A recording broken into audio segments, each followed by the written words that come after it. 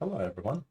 We're going to start today with a fun application where we get to implement our own authentication solution with JWT tokens. We press a new project, write something like JWT demo app or whatever. Save it wherever. It's going to be Java, of course, Maven. You can use any Java version you like. I'm going to go with 17 because I have it right now available. Here, right, usually write common your own surname. And of course, we're going to use a Spring initializer if you have it. If not, you'll have to go to startspring.spring.io, but I'm sure you're familiar with this process. So, essentially, what we want to do is, I know, let's see, the demo, and then Java, Maven, blah, blah, blah, blah. And yes, this all fits. Cool. Now, the deposit dependencies we'll need. I like to work with Lombok. No worries if you haven't. I'll explain quickly what Lombok does, but essentially it's just a handy tool which gives us a bunch of useful annotations so we can avoid some boilerplate code such as getters and setters. Then we will be needing, it's going to be a web application. We're going to be implementing web security, so web and of course security we'll need. Then I don't want to mess too much with databases, so I'm just going to go for a in-memory database. And last but not least, we need, of course, bring JPA. So I would say that's it, so we can get going. Okay, let's just, pull it in a little bit. Cool. So, getting started. There's one more dependency that we will need, because, we're working with JWT tokens, so we'll be requiring JWT JsonWebToken dependency. I'll scroll the version of it here. Peter starts listening to me, and then I will also add the dependency itself. So let's just throw it somewhere over here. Yeah, that's fine. Perfect. So now we have our own. We have now our own JsonWebToken dependency, so we're good to go. So now, where do we start? So long time ago, when I was learning programming, I remember my mentor back in the day taught me that once you know what you're implementing, so you know all the requirements and everything, always start with basically it's a database and entities layer, and from there go up. So that's what I like to do to this day, and that's what we're gonna do. So we're gonna create new file. We're gonna call it schema.sql, and our schema.sql has the following SQL inside of it. So basically, this is how we're gonna. This is just two tables. One of them is gonna be basically our user table. I call it app user to avoid the clash with the reserved keyword user, because almost all databases have user as a reserved keyword. And just to be consistent, I also call this app role. And this is just a connecting table to allow for many-to-many relationship, because every user can have many roles. Every role can be assigned to many users, so many-to-many. So yeah, now that we've taken care of our SQL, let's add the data source properties for our Spring. So this is our properties. Basically, we have our JDBC, our H2 URL. I save it in a local file called appdb. And auth-server true just allows us to start it in server mode, so we'll be able to connect to it from here as well. Then we'll have, just the driver definitions and stuff like that. I say init always so that it actually does pick up the schema.sql file, because Spring Boot takes the schema.sql and actually executes it as long as the setting is turned on. And I like to do this one thing. I don't like to put username and password here. I put in a separate file, which I call application secret properties. And in there, I actually put all the sensitive stuff. And then I'm just watch that I don't commit it to the Git. So that's And that's exactly what we're going to do. We're going to create a separate file. It's going to be called application minus secret properties.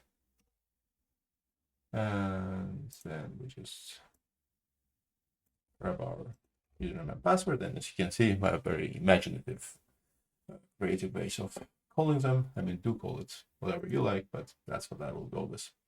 And now if we start our application, I mean, let's just see that, you know, well, it's this initial configuration of database works.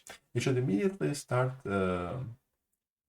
database and pick up the SecuritySQL and like actually create these tables.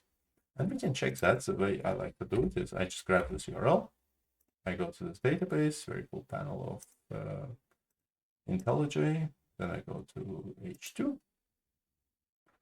And I like to just say from URL only, just so you know, IntelliJ figures out all the details just from the URL. And our super secretive username and password. Yeah, please do update whatever you need to do. And then we'll press apply and we connect. Now, if we open this up, we see that there are indeed already 3 tables. I'll close this so we can see. So they're empty for now, but they already have all the fields that I've defined in the SQL. Then we have a role, which is just basically ID name. And this is our connecting table. Super. That's what I wanted to see. So we can continue from here. I'll close everything. Let's start. Yeah, of course, just allow access, whatever. And yeah, so as we discussed, we continue with the actual domain. So to continue with domain, we create a directory called domain. Inside of that, I like to call the another directory entity. And I like to start with always this class, which I call base entity class, which has a bit of the stuff that I want every single entity to have. And as you can see, guys, I'm copying stuff just because, you know, it will take unnecessarily long for you guys to watch me type everything, but I will take time and explain everything as we go. So this is going to be map superclass is just an annotation from the JPA, which says that, you know, we won't be using this as a separate entity. This is just a superclass of an existing entity and will be part of the same table. It has ID because every single entity needs an ID. We put the generation type identity, which just means, you know, the database will generate it for us with this generation strategy. And we have a couple of fields, created date and last modified date, which are populated by JPA itself. I mean, they're populated through this auditing entity listener, which makes sure that these fields are populated every time we make change or insert them into the database. Now, besides actually entity listeners, we will be needing another annotation, which we need to put above any class, any configuration class. And as you probably know, Spring Boot application is a collection of annotations, which also involves Spring Boot configuration. And this one, of course, also has configuration side of it. So you can, everything that you can do in a configuration class, you can do to the class that's annotated with Spring Boot application. So that's why we can just throw it here and it will work. So now because of that, exactly, so we can continue with our entities.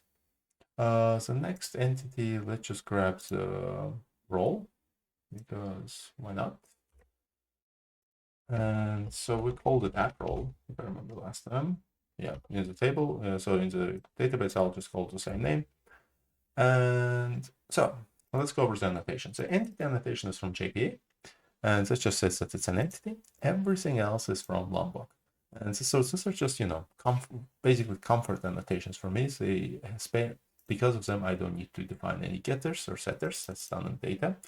I'm specifying that equals a hash that should call super. So Lombok doesn't, you know, give me warnings that I'm ignoring super fields in super class. Then I just say NORX constructor and AllArgs constructor, because all JPA entities need a NORX constructor, but they also like to have AllArgs constructor just so I can easily use these classes in my code. Cool. Then besides that, I will be needing a state toost, which is an enum, because I have it in my what do you call it, in my app user class, because if you remember, we should take a look at our app user table. We have status field, and it will just have 3 statuses: active, not active, deleted, because if we want to enable and disable our user, we can do it with active, not active. And if we want to flag him as deleted, we just do delete instead of deleting him. That's useful because sometimes you want to keep track of the users that you had historically in your application. So yeah, now we're ready to move on to our user. So for that, we create another class, which is called app user. And let's just close this. We don't need that anymore.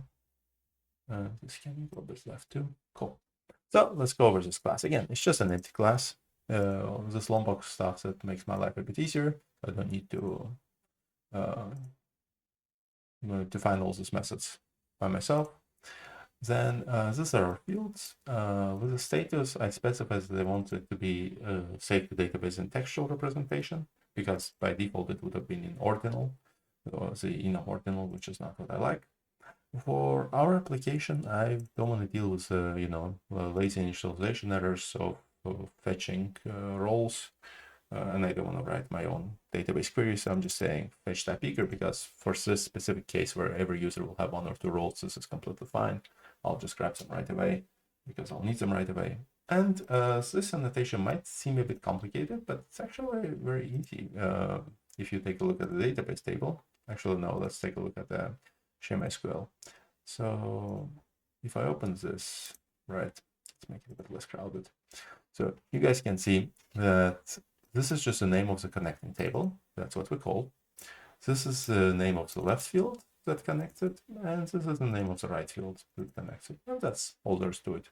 So we're just letting JPA know how to map our many-to-many relationship. And I only defined it on this side because I absolutely don't need here. I don't need the bidirectional relationship in my code, because I don't need to load for every role, every single user that has ever been assigned to, which just doesn't make any sense to me. So that's actually all we needed for our domain. Let's continue with repository. So I have to create a new directory, which we call repository. And there we have 20, so we'll be needing 2 repositories. Pro repository, which is going to be interface. And exactly. So I'm assuming you guys are familiar with this, but basically JPA repository is a class that Spring Framework provides for us. It's an interface, and we can extend it with our own interface, and all we need to specify is what kind of entity, what kind of class is our entity instance of, and which key it's using. So if we take a look, our class is app role, and its ID is indeed long. So that's exactly what we define. And then Spring will automatically provide us with an implementation to our interface. We don't even need to do anything. And it will, and if we want to, we can write some method, for example, find by, and you can see IntelliJ being super helpful here, even tells us what are some possibilities. But we can basically use any field, for example, for find by name, and Spring will automatically provide implementation of. You can also add repository here if you guys want. It's not necessary. Add repository, basically, it will anyways get picked up because it anyways acts in JPA repository, but that repository will wrap all the exceptions, all the SQL exceptions with Spring Framework's exceptions. So, it's whether you guys want it or not. It's up to you. Then next thing we want is app user repository. And this one will be also, it's pretty much the same spiel. We define entity, we define key, and we define one message that I'll be needing, which is find by email. So now we can move on to actually the security part of our domain. And for that here, we want another package, call this one security. And here we just create our own implementation of user details, which we'll just call app user details. Now, we basically need to implement here user details that there is an interface provided by Spring Security, and basically Spring is asking us to implement this bunch of methods. These methods are everything Spring needs to know to be able to authenticate and provide authentication for us, for our entity. So basically it's get password, get username. I mean, that's pretty self-explanatory, and get authorities. That's a collection of some implementation of granted authority, which is what our user is allowed to do. And then also stuff is basically whether the account is expired or not, bunch of booleans to regulate whether it's expired, locked, non-expired, credential expired, enabled, stuff like that. And if any of these are true, then Spring security would give you back the corresponding error when you try to authenticate that it's expired or locked or whatever. Yeah.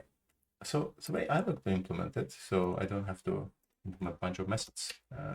I like to just throw in all the attributes that I anyways expect to have. And then all I need to do here is add getter. And just with this one annotation that generates getters, just because the names match, I right away implemented everything except the get authorities. And the reason I didn't put authorities here is I like to actually keep the original form of my roles in order to not, just be able to easily grab them. And what I do is I provide my method, which simply basically runs through. I would expect it to import it. You want to import? Simple granted authority. Yes, thank you very much. So it basically, I just stream those roles, then I map them by getting the name. Then I use a constructor that exists in simple granted authority that accepts string. So I basically map them again to simple granted authority, and then I just collect them to a set. And that's it. And now, because of the getter and this one method, we have implemented the contract. But later on in my application, I will be requiring another method, and we'll get to JWT Tokens. So I will throw this also here. It's just an alternative idea of, just getting the list of strings out of roles, because roles are their own entity, and I will be needing their string representations of them in one place. Okay, so we're actually good to go. It's a security domain. Now we can move on to the services. The services layer will be throwing in its own package. Then let's just figure out which service do we want to start with. But what I like to do is I like to always write my own bootstrap code. And what I basically do is I define it to only run on dev. So basically, it will not run normally, but I duplicate my configuration. I write here dev, and I activate profile dev. And only when this profile is active, then this class will run. And now I can grab what repositories I will be needing, which is my repos. And then I throw these guys here. Yeah, my original implementation has password encoder, which we'll get to in a second. And yeah, basically what I'm doing here is I'm saying if there are no roles in the database, then do provide us do save one role, which is user. And I'm saying if this user doesn't exist, so if find by email is empty, then please grab the role, like create the user and save it. So it's simple as there, so that on the dev environment, just so we have at least one user in the database that we can log in and log out with, right?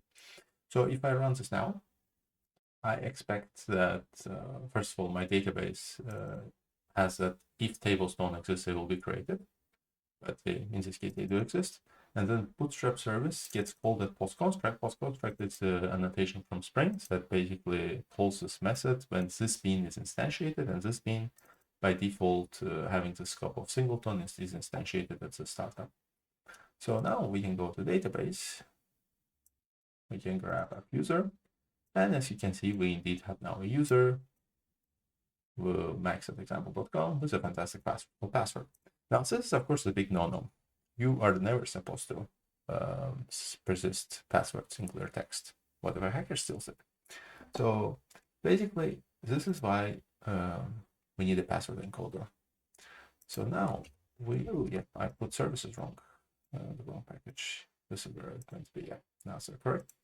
So we want now a different package, and we'll call this config, and we will call this one password encoder on wait, right? And this will be a very simple configuration file, which is basically will provide us with our own password encoder, big password encoder, which is Spring's implementation, one of the implementations that Spring provides for us, and it's known to be pretty secure. So now we can go to here, and we can write private final password encoder, and it will automatically get autowired because I have here a paradox constructor which generates automatically constructors that satisfies all the final fields, which being the only constructor which is automatically autowired by Spring. Now, I know this is very handy to write like this. I know it might be confusing if you're not familiar with Lombok, but I'm showing you the way we go through the developers basic work every day. So, you know, we kind of tend to write the code like this, and well, because it is very short, allows us to get faster to the point. So yeah, we grab password encoder, we just write the encode, and now our password will be encoded. So to check that, what we will do is we will drop our tables, just to start from a clean slate. Then I will restart the application, and our shim SQL will again get picked up, the tables will get again created, and this method will again populate them. So now if we refresh our database, then we have tables again, we'll take a look at it, and indeed our user got created, but this time this not a clear text password, but rather a hash, which is what we want to see. And the reason for that is now if some hacker comes in and hacks our database, all of a sudden all he has is this uncipherable hash, which he cannot do anything with. So yeah, or at least not much. So that was our Bootstrap service. Now we can move on to user details service implementation. Now, just like we provided our user details implementation, we also need to provide a service that Spring will be able to use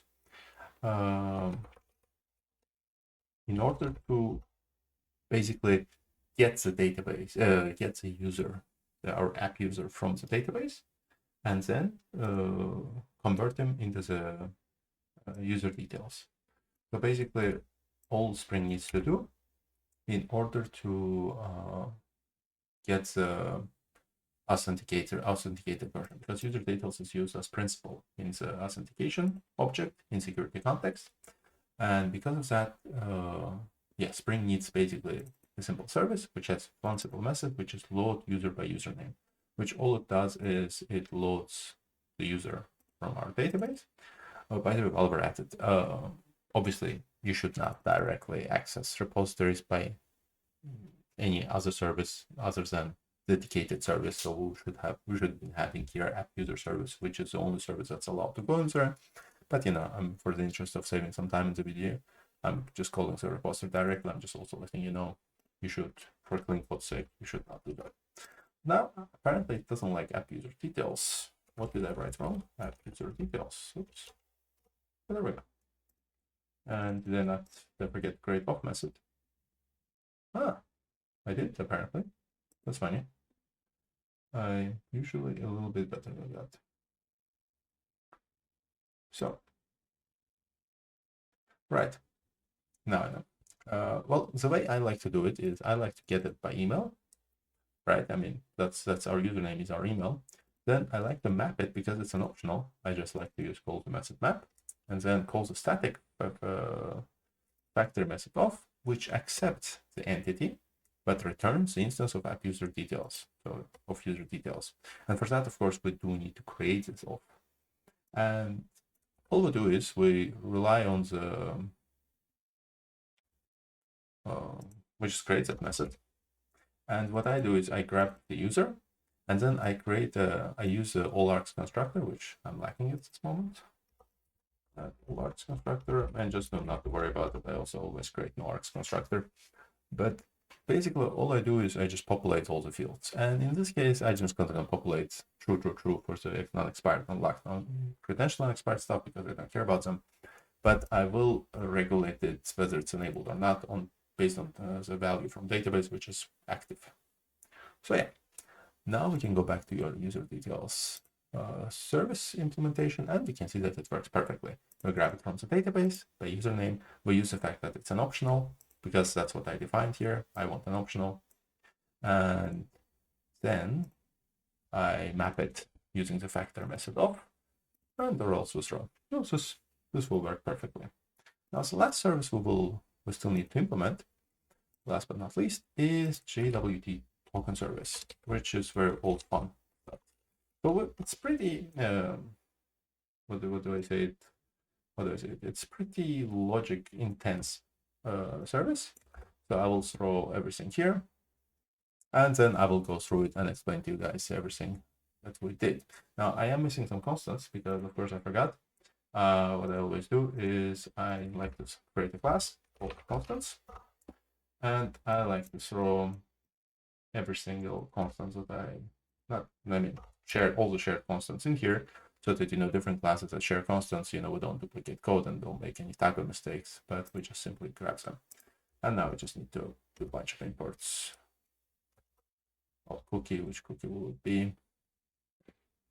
That's a good question. I would just go with a Spring cookie.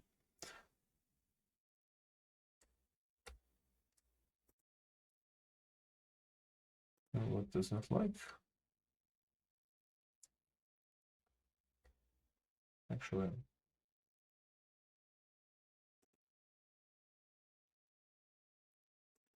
let's check out the servlet cookies, my bad. Let's just throw that in here. And all our imports, blah, blah, blah, authentication on Spring class, from Spring framework, security, and we're finally error-free. Cool. Now let's go through all this logic, and I can show you everything. So all we'll be needing in this service is user detail service, which gets automatically auto-wired by the required args constructor. Now, we're using this JsonWebToken library, and that library obviously, it needs a secret to sign the JWT token, so we can make sure that they were signed by us and not by someone else. So the way I like to do it, I don't like to put it in the properties or whatever. I like to generate randomly once at the startup of the app. So every time app starts, the secret is populated automatically, and nobody knows what secret it is, but that's the secret it stays with for the duration of the run. And if, by the way, you ever need to invalidate all the tokens issued, you can just restart the application and the secret will change, and all of a sudden all the previous tokens will get invalidated. So this application wants it to be base64 encoded. So that's what I do in this little method from Java, base64, get encoder and encode. And then I just get the random string here, and I get bytes of it, and then I randomly encode them. And that's what JsonWebToken library wants. Now, creating tokens is relatively simple. I have to use dates because the JsonWebToken library still relies on dates and doesn't use local dates. Ask them why. And yeah, it's very simple, right? It's a builder. We build claims. Claims is basically, it's just a map of properties that JWT tokens have. They call them claims. And that's where I put our roles, just so we have them also there. Then as a subject, I put username. I put when it was issued, what was the expiry date. I assign it with a secret key. And as a header, I like to put the type. So this is just a constant for type. And the type in our application will be passed in either as an access token or refresh token. Okay. Then I also have just a little helper method that I'll be using that sometimes I want to get the token from the cookie, because I will be using cookies to store our access tokens, and I'll explain why. Cookies are more secure. And then the alternative, which is basically pretty much local storage. Yeah. Then I'm just grabbing the cookie, and if it's present, then I check for the ones with the names that I'm looking for, which is access token usually, and then I get the value of it, and that's it. Then we have validate token, which is very simple. We just get the claims, and then we get the payload, get the expiration, and we check that it has not been expired, which honestly is almost overkill, because just this part alone will anyway throw an exception with expired, but I just wanted to write a nice validate token method. Then we have validate refresh token, which basically still calls the validate token, but on top of that, before that, it checks that the type that we set in header. Remember, we set the type, that is the type is actually refresh token type. And so I don't want people getting new refresh tokens with their access tokens, even if those are valid tokens. Then how we get an authentication, if we get a token, we decipher it, then we get the username, and then we load by username. And then we can provide an authentication object actually. And this is just a helper method get claims. So that was it. A little bit long, but it's actually all this logic is relatively straightforward once you get used to the idea of JWT tokens. And one tiny thing we're still missing is how this actually works. So the thing that will tie it all together, of course, the whole JWT authentication, is a JWT token filter. So because basically what will happen is every time we have any kind of web request, we will check if the guy has tokens in his cookies. And if he does, we will grab those tokens, we will get the token from cookie, we will validate it, and if it's valid, we'll get the authentication and inject and put it, place it into the security context holder. All of this happened before the request even got to the controller. And then once it reaches the controller, at that point Spring can evaluate, yes, it's authenticated or not, and Spring Security can decide based on the authentication whether it is allowed to reach the controller or not. It's actually pretty straightforward. So what we do here is we just write filter. We create their class called JWT Token filter.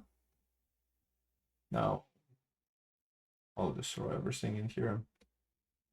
What we like to do is we extend once per request filter, which is a very handy class from Spring, which basically Spring makes sure that this token, this filter is only called once. And it's very useful because general by standard implementations, filters are called twice per request, but we only want it once. We don't need to authenticate them twice in one request, right? So yeah, I want it to be in a component. I want it to have a required argument because I will be requiring the service that we just wrote. And then, so as you can see, it's red because it wants me to implement the filter method, which is toFilterInternal, which basically is just a method to do our filter logic. Now, the way I implemented this is Simple. I'm saying, and don't worry about whitelisted URLs, I'll get to them in a second. I'm saying, get me the app access token. That's what I call the access token. Get me this cookie. If it's present, it returns an optional. If that optional is there, then validate it. If it's valid, then grab the authentication out of it, which is basically just loads the user from the database. And if that is also present, then do set it in the security context. Now, what else whitelisted URLs?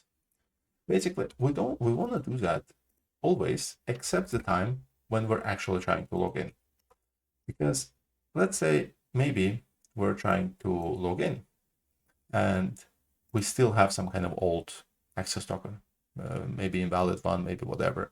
And then just because we have an access token, if we go inside of here, it will throw an exception because it's expired or whatever, and then we will not be able to reach the URL, even if the URL happens to be the login URL. Well, that doesn't make any sense. We should be able to log in even if we have some old cookie inside of us, inside of the browser.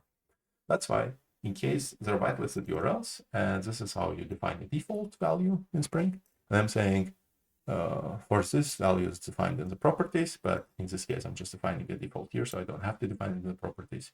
I'm saying do allow it, like only if this URL, whitelisted URLs non-match, only then do this logic, but if it's any of these URLs, which is just our login, then don't. And of course, don't forget the most important thing whenever you work with any filter, namely calling do filter on the filter chain. If you don't do that, then your request will not be processed any further, and you will just get 200 without any response. So we go to config, and we create this security config. Security. And this class, right away wanna say that the configuration want to enable web security, and I will be, so just so I have the auto wiring, I will be, I defined required arts constructor. Now the three dependencies I'll be needing are user detail service, password encoder, and JWT token filter. I'll do that here. And basically, we just want two things to be defined. One thing, we want to define our authentication manager, because that's what we will use in our controller to actually authenticate. And the way we do it is very simple. We just grab the authentication manager builder from Spring. Then we say, hey, authentication manager, this is my user details implementation. We'll get which we'll define, and we'll get auto-white here. This is my password encoder. So Spring knows how to load the user by username and knows how to encode the provided password to compare the hashes. So yeah. And the second thing second thing we want to define here is the security filter chain. And here, what everything we do is also relatively straightforward. So basically, we disable the HTTP basic because it's not what we'll be using. And Spring doesn't want to HTTP configure. Yeah, there we go. So I'm just saying disable the HTTP basic, please. Thank you very much. Then I also disable CSRF, which is not what you want to do in actual production environment, but CSRF is just not the topic of this video, so I'm just going to disable it so I don't have to worry about it. Then we're using JWT tokens, and that's why I'm just saying I don't want any session IDs. Please keep the session stateless. And lastly, it's just just our URLs. I'm just saying that obviously I want everyone to be able to log in, so please allow the URLs that start with house for the house controller. Then in my applications, I like to define public URLs. So public URLs are also allowed for anyone, and every single other request has to be authenticated. So if you're not authenticated, you won't be able to reach any other request except the ones that start with house and public. And to actually provide the authentication, before we even get to our controllers, provided we have a token, cookie, token is a cookie, we add our own custom filter, and we just have to put it somewhere because Spring needs an order of filter chain. It needs to know where to put the filter, and I just said, hey, throw it before the basic authentication filter because that's just as good a place for it as any. Cool. Then the only thing that we're missing is our controllers, and we're good to go. So for that, of course, we need a new package or controller. And here, let's just first of all define some resource controller, which is a controller we'll be trying to reach, provided we have the authentication for it. And if we try, basically it's a REST controller. I say it's just basically a resource localhost/resource. And it's a simple get which says hello world, because it's a programming video, we have to do this. Sorry, don't make up the rules. And I'm just saying hello world and the local date time so you can analyze how it works. And then we the only other controller we need is actual house controller.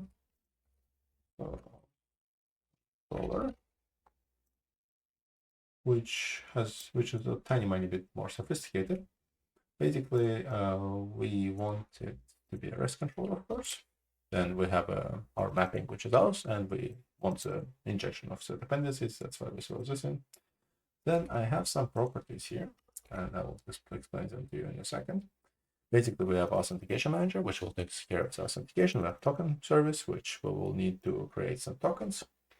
And we have, this is just so we define when do tokens expire. So access token usually has a lower value. I here put it for an hour. This is an hour in milliseconds.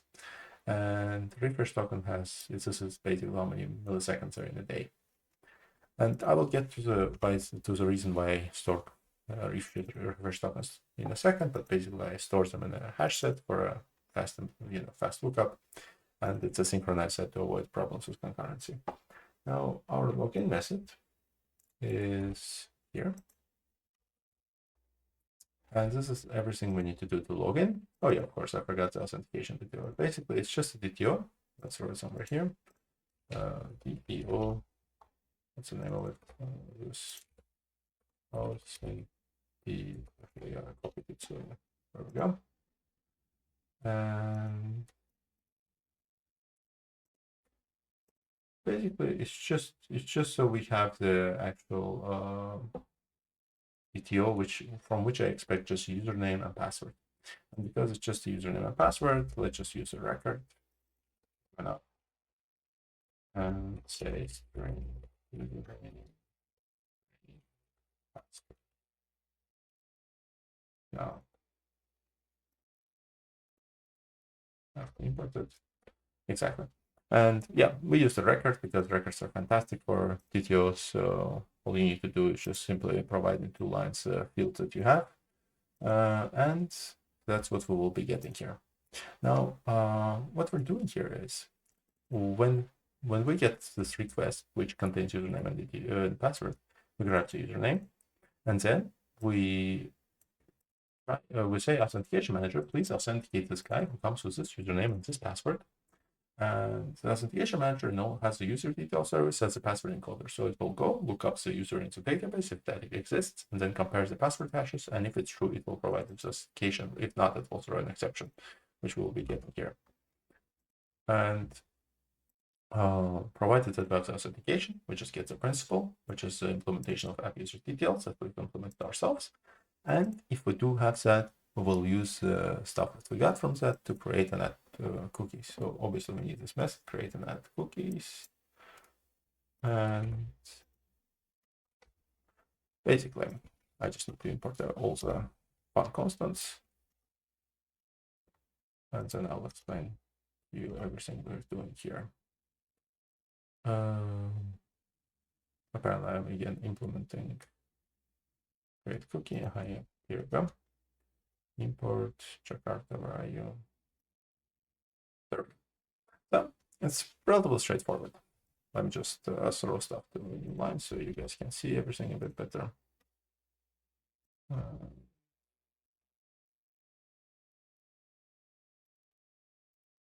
Okay.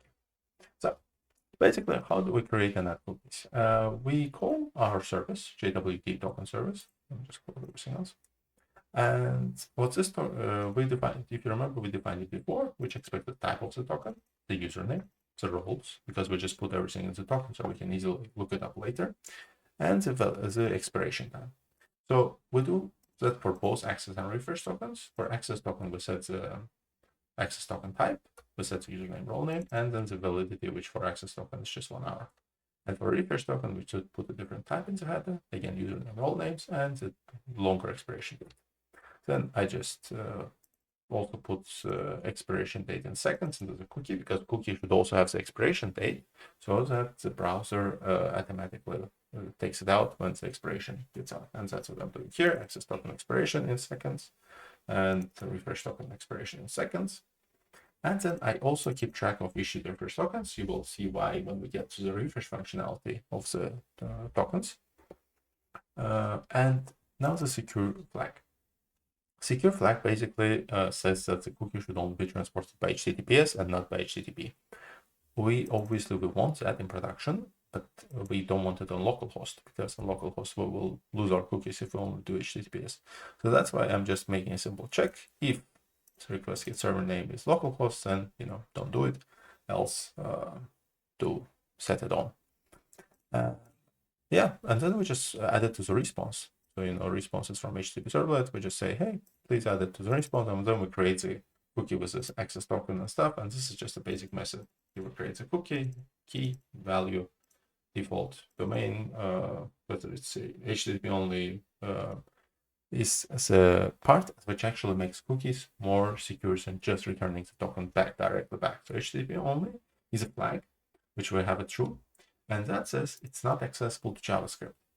And the reason this is better is because when cookies are not accessible to JavaScript, they're immune against cross-scripting attacks. So cross-scripting attack is when, the malicious actor injects JavaScript onto your page, and then that his bad JavaScript can steal stuff like from your page and send it to his bad server or whatever. And if we were to return this as an object, as tokens, then we would send the clients, let's say whatever Angular application or whatever, would take them and have to keep them in JavaScript and keep adding them into the header of every request inside of JavaScript. So if his JavaScript has access to, then every single other JavaScript that can potentially get injected onto his page will also have access to it. And that makes it not as secure as cookies, which with this flag are, yeah, they're safe. And then, yeah, secure is HTTPS only. I know which drunk guy was calling this flags because secure sounds like we mean HTTPS, and HTTP only sounds like, yeah, the opposite, but yeah, anyways. And which put the expiration date, and that's how we create them and add them. So now we're finally ready to test our application. So to do that, we restart our application so that it picks up also changes we've done so far. And then we just grab Postman. I'm going to clear the response here. So we've defined the resource controller. That means if we try now to get it, we get correctly 403, which is what we want to get whenever we don't actually have any authentication. So we first want to go and authenticate. Now, if you remember, we defined our username was max@example.com. I can show it to you quickly as that was defined in Bootstrap service. Exactly. So we defined max@example.com and we gave him password. So that's exactly what we use. We use username and password, and we send it to auth-login, which is the controller password defined. And now when we send this, we see that we get 204 no content, which is what we return in our controller. But more importantly, we get two tokens back, one app access token and one app refresh token. And now if we go and try to get the resource, this time we get 200, and we actually get hello world and the time of the request. And if we send it again, we get hello world and again the time of the request, which we can do as many times as we want, and it all works. And it works because when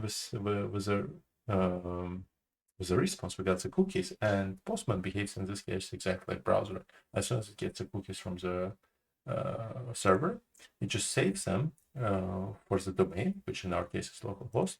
And then here it's written like this cookies just stay in your browser, and in this case Postman, as long as they don't expire. But sooner or later the app access token is going to expire. And even if we still have the app refresh token, now if we try to call the resource, we get 403 forbidden because our JWT token filter, JWT, it tries to check for the authentication, it doesn't find this cookie. And because it can't find this cookie, I'll just show it to you quickly. So our filter, it no longer finds the token value. And because it doesn't return it, the authentication is not injected. Oops. It's not injected, it's not set. And without authentication, we're not allowed to call any requests as we defined here. We're all except the auth. So the resource controller will not be called. So that is clear. But the thing that's missing is, okay, as we can see, our access token, I mean, we deleted it to simulate the expiration of it. So the access token is short-lived and it expired. Now, to get back the resource, we can of course log in again, and we will again get cookies. But that's annoying because that requires user input and user interaction. The user has to input his username and password every single time, and that's the whole point of refresh token. Is we want to have something for our application on the background, which allows the automatic refresh of the tokens without bothering the user. And that's what we're going to implement next. So in our auth controller, we already have the login functionality here. Exactly.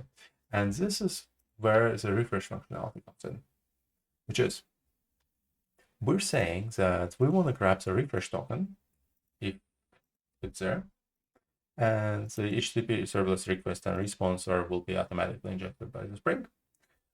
And I'm saying if the issued refresh tokens that I kept track of, if you remember, I was adding it in here. So every time I create a token, I add the refresh token to my set of issued refresh tokens. And this is why I was doing it. I say if it's still there, and if it's a valid refresh token, so I check that it has a correct header and it is actually didn't expire, then I will remove the token. And the reason I'm checking for it and the removing is that I want the refresh token to be only used once. Every refresh token should only be used once, but it should not be that somebody, who goes and with one refresh token issues 1,000 access tokens. So as soon as they use it, they immediately lose it, because it's no longer here, and it will no longer pass this check again if in case they try to refresh it with it again. And then I grab it, because all the information like username and roles are inside of the token. I just grab them again out from the tokens that's here, so I don't need any database calls. And then I take these two things and I again create the cookies, and that's a cookie. So I again create the access token, again create the refresh token. I again add the new refresh token to the issued list, and I will again put them into the response. So now if we check into the post one, I can go to here. I can call the refresh, and I'm able to do that because I still have my refresh token. Even if I don't have the access token, I still have the refresh token here. So when I do send that, I get again no content. But if I look into the cookies, I get 2 cookies as response. And this is a new access token and refresh token. And I again can go to the resource, again can go and again can get it, and all is well. So yeah, that was it. Thanks for watching. I hope it was useful, and see you next time.